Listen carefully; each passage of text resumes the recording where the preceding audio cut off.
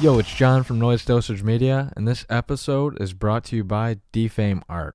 Are you a band or company looking for rad artwork or branding?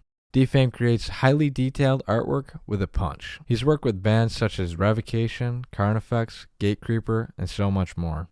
If you're interested in original artwork, merch, or even working with him, go to defameart.com. Do you think preamp effects processors are a good replacement for tube amplifiers in a live application?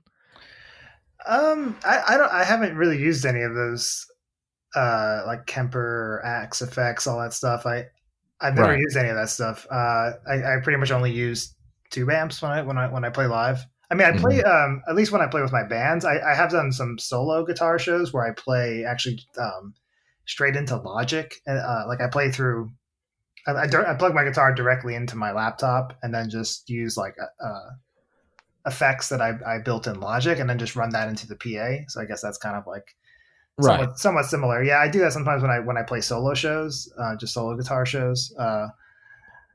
But yeah, I haven't used any of that stuff for like in a band's situation. But I can see like, I understand like it reminds me of, pedals versus rack mount effects. I mean, yeah, exactly. I used to play, when I was a kid, the first thing I did was buy pedals and like a delay pedal, a distortion pedal. And that's kind of what I used in, I guess, like up until the middle of high school. Then I got the big, I guess, effects unit back then was the Alesis Quadriverb. That was like a rack mount effects unit, just multi-effects unit. And I used those things for quite a while, including into like the beginning of Dysrhythmia. I used, like rack mount effects for quite a while. I think I went back to pedals around 2008 or 9 or something, but right.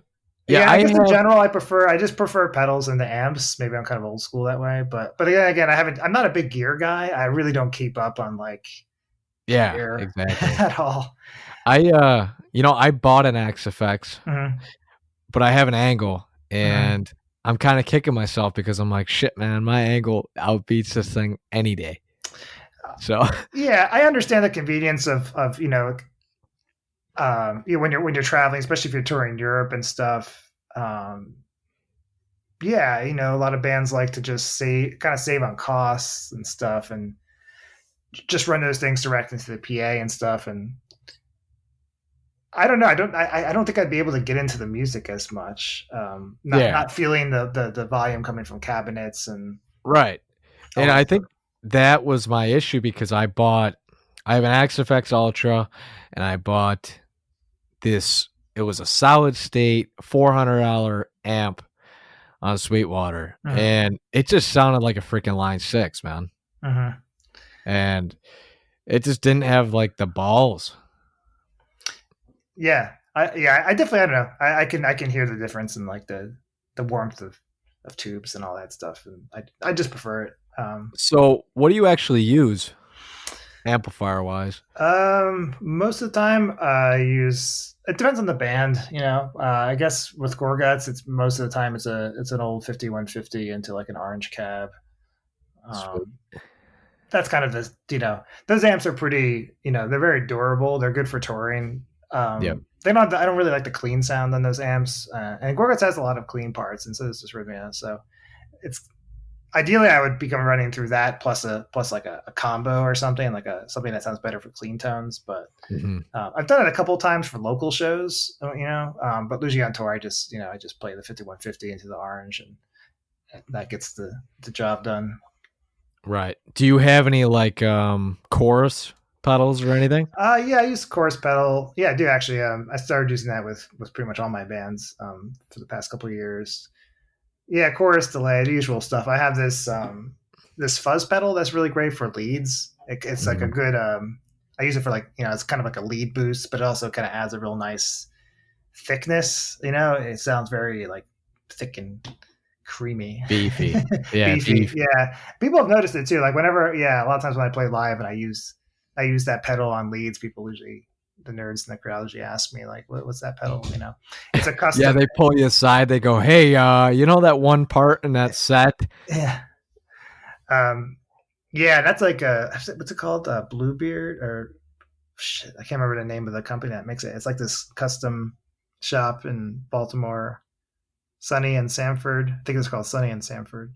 It's Yeah, called I'd have to look it up. the Bluebeard fuzz pedal. It's great. I think it's mainly made for bassists. I think it's like or maybe I'm just thinking that because I originally discovered this pedal from the bass player in Corrales. He uses it like on his bass for like distortion. Gotcha. And it was lying around Colin's studio one time when we were recording, and Colin suggested I try this pedal for leads, and I just loved it, and I ordered my own. So that pedal's great. I use that all the time. Do you have any purchases like that are coming? I don't know. Pending.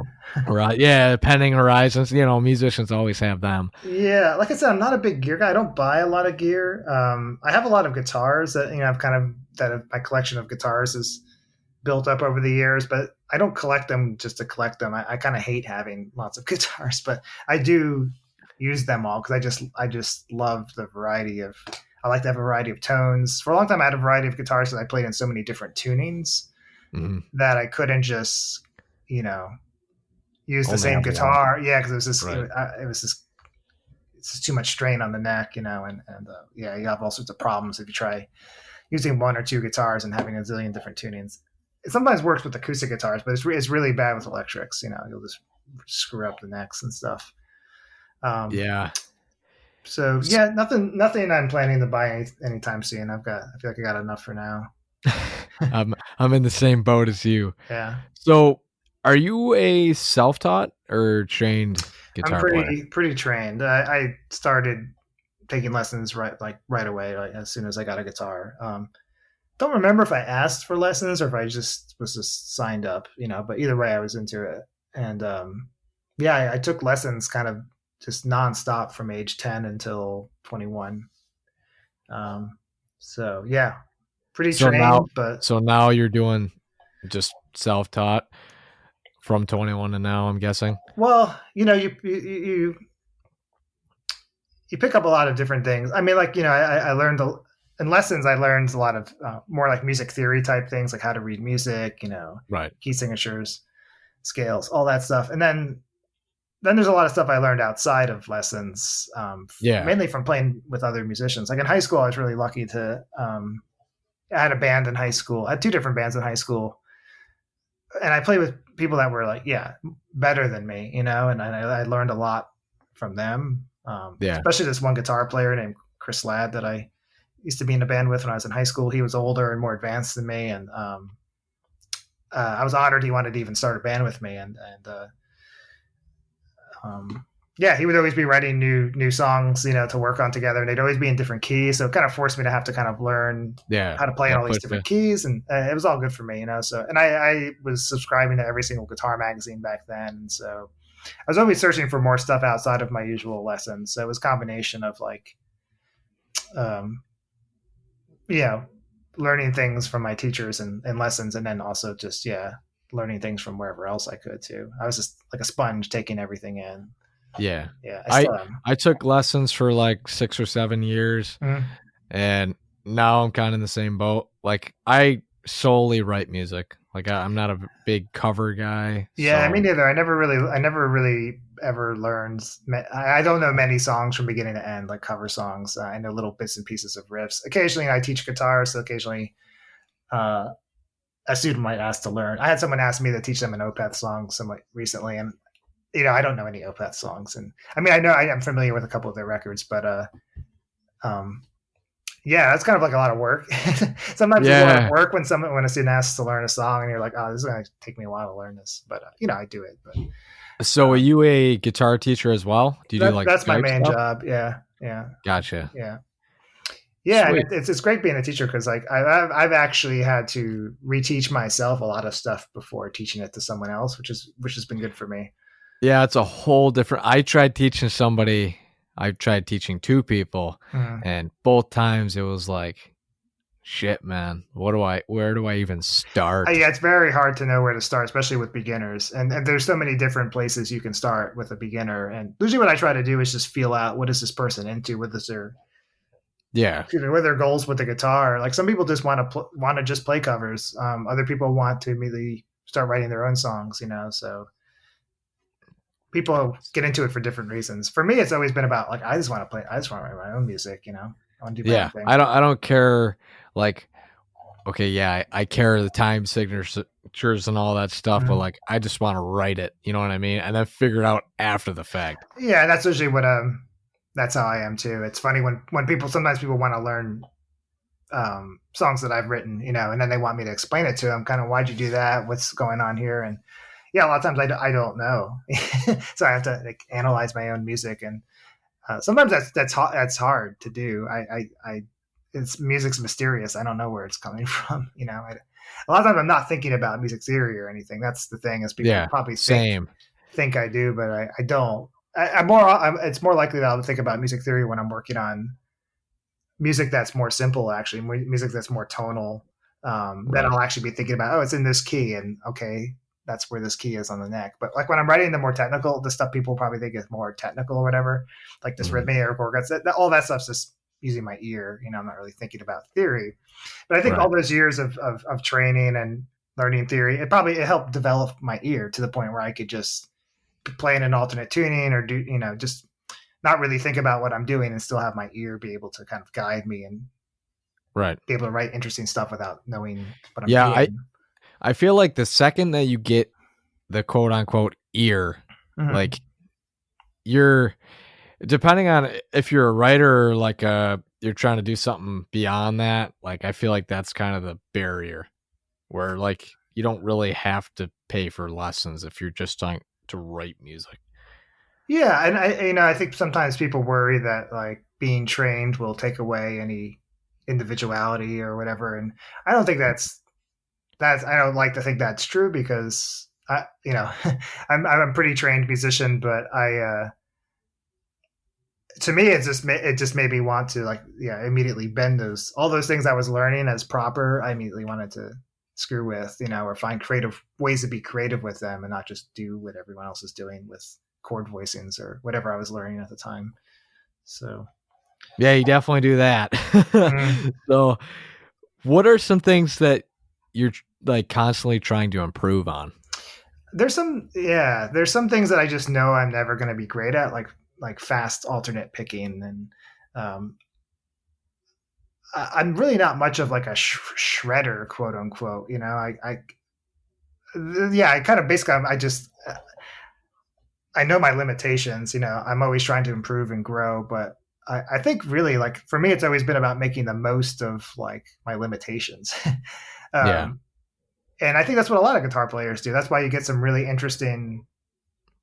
That's how you get the most unique guitar players usually. You know, there's like the great guitar players that are great all around. Like they're great technically, they're great emotionally, they play interesting notes.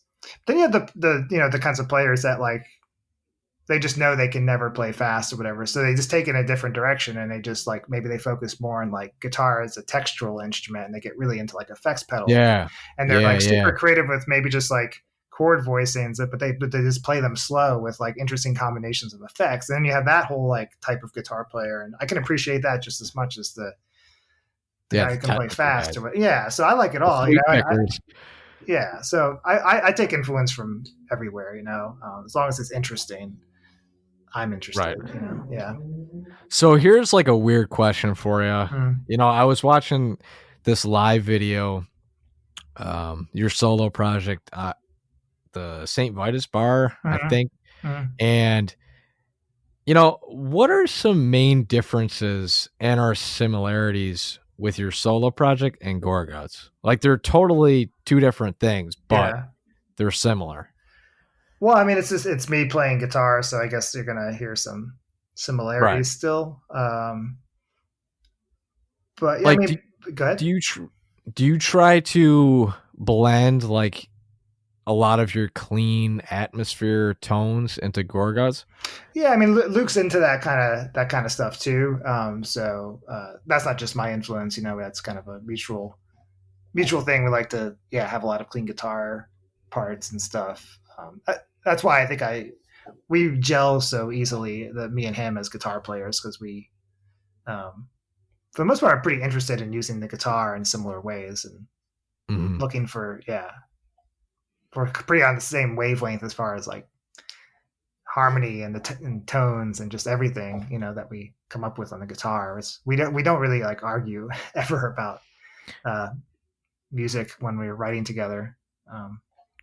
Now, how do you guys write together? Is it like, sitting down on a couch writing together, or is it mutual over a computer? So, being that we're always been a long distance, Colin and I are here in New York, Luke's up in Canada, now Patrice, our current drummer, is also up in Canada, but not really that close to Luke. So we're all spread apart. Mm-hmm. But I mean, in general, Luke writes almost all the songs. I mean, I wrote one song, Color Sands. Colin wrote one song, Color Sands. Everything else, Luke writes first, and then sends to us. And he's very easy to work with when he sends us something. It's for me, it's always like immediately exciting. And what I love about it is that it's pretty much a finished song. Yeah. But he hasn't written my part. He's just like, usually what I get is like him playing guitar with like maybe some drum programming, but a lot of times just a click track. Mm-hmm. And then he'll also send me tabs for it, so I can see what he's playing, which he doesn't really send to me so that I can play what he's playing. He tabs it out for himself and then just kind of includes it, just so I can see what he's doing. And sometimes I look at the tabs and before I even come up with my own parts, I'll kind of learn his, just to get a feel for the riffs and the rhythms and everything. Yeah, usually like he sends the song first. I just write I usually try to write parts that are, complementary but different from his. And then, just send it back to him. And what's funny is that Colin usually does the same thing at the same time I'm doing, but with bass. So Luke always, most of the time he's getting back like two different versions of the same song, one with new bass, one with new guitar, but not one with both Colin and I on it at the same time. So It gets kind of funny sometimes, like, because then I hear the version with bass and I'm like, whoa, that's crazy. It sounds so different now than what I wrote, because what I originally wrote was just to the guitar, not the bass too. So a lot of times it all ends up working out together. We don't really have to like change too much. But one thing I feel like I've learned from playing with Luke that I feel like we apply now, and when we write music with Dysrhythmia, for instance, is this idea of especially between the guitar, mainly between the guitars and bass, this idea of playing through the songs quietly, or even sometimes just totally acoustically with unamplified. Yes. I do the same thing, actually. Because with dissonant music, it sometimes there's good dissonance and dissonance that just sounds fucking terrible. Right. And sometimes, I don't know, when you're just playing really loud, that's the only way you're hearing the songs is with tons of distortion and loud at practice. Right. You might not catch these things that could actually be better if you really heard what was going on between the two instruments or whatever. So, yeah, I totally agree. Yeah. I write stuff the same way. Once in a while, I'll just sit on my bed. I'm like, shit, man. Like, I would have not caught that. Like, just the little minute things that can make a riff, like, pop. You don't hear with the freaking loud tube amp. Yeah, exactly. And sometimes it's funny, too, because I used to also write a lot of songs on acoustic guitar that were meant for, like, some of my heavier bands. And that gets funny, too, because sometimes you're writing on acoustic guitar and it sounds really good it actually sounds, all the notes and chords all come out really clearly, but then you try it out loud with distortion, you're like, this riff doesn't sound, you can't hear the notes anymore. It's like, it sounded great on acoustic guitar because it was so clean and clear and you can hear everything. And then you realize, like, this is actually too dense for like distorted guitar. It's like notes are getting lost. And usually what I do then is like either change the part slightly or just, or just realize that I just have to play with less distortion. Or a lot of times on records, those kind of parts, I'll overdub an acoustic guitar or a clean guitar on top of the riff so that it makes the notes pop out more. I got you. Yeah. So, speaking of clicks and stuff, do any of your bands play to a click? Well, here and there, I could say, like, for Dysrhythmia, we've never ever used a click on an album until one song on the most recent record, this one called Twin Stalkers. We kind of had to use a click for that song because it was a song I wrote, and I wrote the drum part for that song, and that was kind of the first part. Like, I wanted to write a song where I wrote a drum beat and then put guitars to that. So so since I wrote it as a drum machine part originally, I said it, a click. and so I could create the drum machine part. And then I wrote the guitar part over it. But when I was writing the drum machine parts, I was kind of, I don't play drums, so I don't really know like if what I was writing was really that easy to play. But to me, it sounded like it was probably easy to play because it was kind of a groove. So in my mind, I'm like, oh, this drum part I created, it really grew, so it's probably not that hard to play. But then I sent it to Jeff, our drummer, and he was just like, whoa, because I just kind of had these, I just had these, these things going on that, it was groovy, but it wasn't like easy to play. It was just because it would be stuff where like, I was layering the drum part. So, so I'm getting into territory where like, there's like 2 toms and 2 hits on the hi-hat at the same time. So just, so we realized that we had to do it in layers too for the real recording. So Jeff, he overdubbed some of the parts. So there's like 2 layers of different drum parts on the song. So that we just had to do it to a click to make it tight. So that was no clicks live? No, never. Wow. Never. No, I've never played to a click live. I don't think I'd ever want to. Well, drums too? Oh yeah, never. Yeah. Holy shit. Yeah, I watch like YouTube videos, like live stuff. I'm like, these guys don't play to an in-ear. Like how? Like what is your thoughts on clicks? Like, do they sound unnatural to you? I used to hate click tracks, but to me it just depends on it just depends on the song. I'm trying to think of like, with Dysrhythmia, clicks really don't work. We kind of don't need them, and we kind of like I like the kind of, if you listen to our records and you tried to set a click to any of those songs, I mean, Jeff, I think we're tight as a band, but we definitely like tempos, things push and pull, they sound really human. Then I want to keep that, Right. That's always been a, big thing in death metal. Like if you don't play to a click, blah blah blah, but if you do, you don't sound. So I don't know. It can get definitely get too clinical, and too sterile, but right. But sometimes it can work. Like if you have a song that's like, I think they work better for slower songs. Like if you say you had like just like something really doomy and repetitive, and you just really wanted it to be like hypnotic and not speed up. Yeah. But also not feel like it's just plodding along and people are falling asleep. I feel like sometimes then you need like a click to kind of just keep the drummer and keep everybody just like focused and tight. I feel like slower music you speed up anyway. I mean, that's any live performance, but slow music in particular.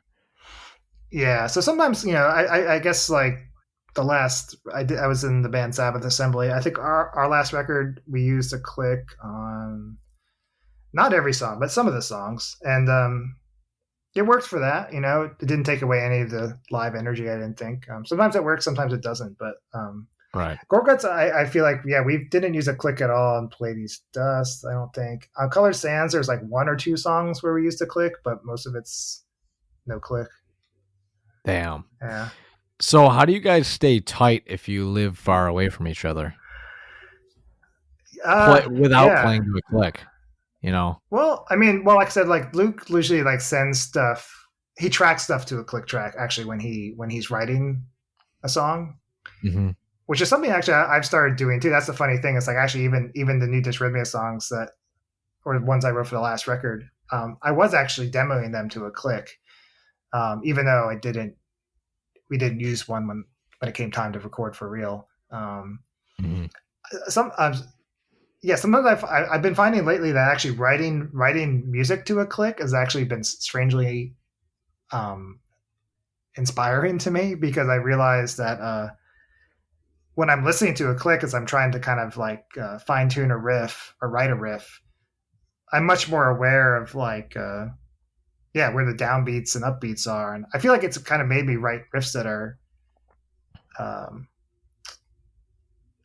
I don't know, just getting me out of like, everyone kind of falls into their sort of comfort zone or just like patterns or just like things their hands just do after a while, and they don't realize like, man, I'm always doing that pattern, like I've done that before. Or that same chord but especially for me with rhythms, I don't know, sometimes my hand, it's like maybe it goes into like autopilot mode and maybe I'm repeating some sort of rhythmic phrase a lot that I don't even realize I'm doing. But there was something about like lately about when I'm doing that to a click, I'm more aware of like, I don't know what the where the beat is, and if I catch myself doing that, I'll be like, oh, let me. I don't know. I'll start focusing more on like phrasing the riff differently rhythmically, and then it'll kind of give me something. I don't know. I just catch. It will make me catch myself. Catch if I'm repeating myself. Yeah. It just makes me realize things that I might not realize if I wasn't recording to a click. I don't know if that makes any sense, but yeah, no, that makes sense. Do you have like a home studio? I just not really. I have just a laptop interface and don't even have monitors right now. I just have I have a pretty decent pair of headphones, but I need to get monitors. So Gotcha. yeah, pretty much all the mixing I do is just like on my headphones. That's all you really need, honestly. That's what I'm running. I got a Focusrite interface, some monitors. Yeah. That's it. Yeah. So you don't need a freaking huge studio anymore. Not anymore. No. It's digital nowadays. Yeah. So what's your main focus right now? Yeah, so it's it's a strange time right now. I mean, nobody, we're all sort of quarantined and can't really have band practice, and who knows when we'll play shows again. So honestly, and I think a lot of other musicians might feel this way too. I don't feel super inspired right now to write music. Right. Unfortunately, I just because I don't know. I think because I'm feeling kind of a little bit down, Right. And I've been told that a lot, man. Yeah, just not knowing, like, I just feeling down, just thinking about like how this is going to affect things in the long run. With probably a lot of venues are going to close down. Yep, just all this shit's going on in Rochester, dude. In Rochester, you said? Yep. Yeah. Yep. Rochester is a whole bunch of venues putting up GoFundMe pages. I know, it's like charity T-shirts, a whole bunch of shit. It's sad, man. It might be a while before we tour again, and I already miss it, and I'm sure lots of other musicians do too, and and fans do miss already going to live shows. So that's kind of a bummer, but I want to stay busy and creative musically. So my thing lately is like, my guitar lessons have really, like, the number of students I've picked, I think because everyone's at home, I've been getting a lot of students. Oh, I'm thinking about freaking texting you now. Shit, I didn't know that you did lessons, dude. Yeah. I just do them, on Zoom, and yeah, it's really been picking up. So I spend a lot of time teaching during the day, and of course, so that involves playing a lot all day. And the other thing I've been doing is I've been making musical scores to people's pet videos. Which is something videos. Yeah, something I started doing since the quarantine started, and that's been pretty fun and sort of a new side gig, I guess, of mine. Right. Yeah, I just all the videos are I just ask that they be a minute or less, so they're all pretty short, and I just put these short little musical scores to them. Sometimes it's guitar stuff, other times I'm just using like virtual orchestral instruments. Depends on what the video makes me hear, as far as like what kind of soundtrack and musically what kind of style is it going to be in. But that's been kind of fun. I've been writing all this music that I would probably never write otherwise. It's fun. It feels free, and I don't feel silly making like video game music. Someone's pet video, whereas I probably wouldn't do that for a solo record or something. But like, I think the coolest thing was, I was playing this zombie video game, and this scream from the zombie sounded familiar, right? And I freaking looked up the video game, and the vocalist of Cattle Decapitation tracked like zombie screams for it. And it like threw me off. I'm like, yo, what the hell? That is so cool. But yeah, man, it's weird how you can make money nowadays. Well, you gotta, now that I can't tour, or like, forget about record sales, like, so yeah, I mean, there's no way to make money like really being in a band right now, so you have to think of other ways while still playing your instrument, and yeah, to me, I mean, things like scoring and doing soundtracks, I mean, that's something I've always been interested in, so it's great. I'm getting like tons of practice doing that now. So if somebody wanted to support you, what would be like the best way? Well, I mean, I think the best way to support artists nowadays is to buy stuff from them off Bandcamp. Yeah. That's probably the Right. best way. How about like indie merch? Do you guys get a cut from that? Like, I don't. There's nothing on indie merch that I get any money from. So, right. no, I mean, for me personally, just going to my Bandcamp page or going to the Dysrhythmia Bandcamp page, that's kind of where the only places I get money.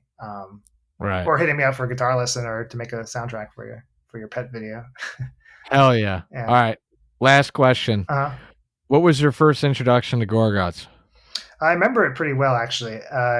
I think I was a freshman in high school, and yeah, I was definitely. And I wasn't the biggest death metal fan in general yet. I was more of like a prog metal, like 80s prog metal. This is like 1991 or something. Mm-hmm. And I remember meeting this guy at school who was like a big metalhead, and he was older than me. And, I immediately looked up to him. I was like, this guy probably is cool. He probably knows a lot about metal. Like, and so I was hanging out at his house one day, and he's like, I'm going to play something for you. He's like, you probably won't really like it, but you'll really like the intro. And I was like, okay. And he played me Considered Dead, and it starts, with that acoustic intro before it goes into Stiff and Cold. Yeah. I think because back then, I was really I was getting into classical guitar. I was more this prog metal guy. So I think he was like, yeah, I don't know if you'll like this band in general, but you'll probably like this intro. So I just remember him playing me the acoustic intro. And then it went straight into the metal part. Stiff and Cold. And then, I was like, yeah, it's fine. But that didn't really grab me at the time. I wasn't really that ready for just straight on death metal at that time. So Gorguts didn't really I kind of didn't really pay attention to the band until Obscura came out, and then hell yeah, that was my introduction to Gorguts, man. Yeah, I mean that was my first real. That was like the first time I bought a Gorguts record, and then was like, holy shit, like this is unbelievable, Especially in the '90s at that time, there was really metal was pretty for me pretty bleak. Like there wasn't much coming out that I liked that much. So that record was such a breath of fresh air, and I bought it because I remember the first time I even heard of that record was in some free zine or something that I picked up in some record store, and it was like this really awful review of the record. It just it was like a really negative review, and it just said, just like everything it hated, all the negative things this review said sounded like it would be great to me, that was right around the time I was starting Dysrhythmia, and I was like, man, this sounds like what I want to do with my band, like super dissonant chords and just like gross sounding harmony. And I was like, I got to check out this record.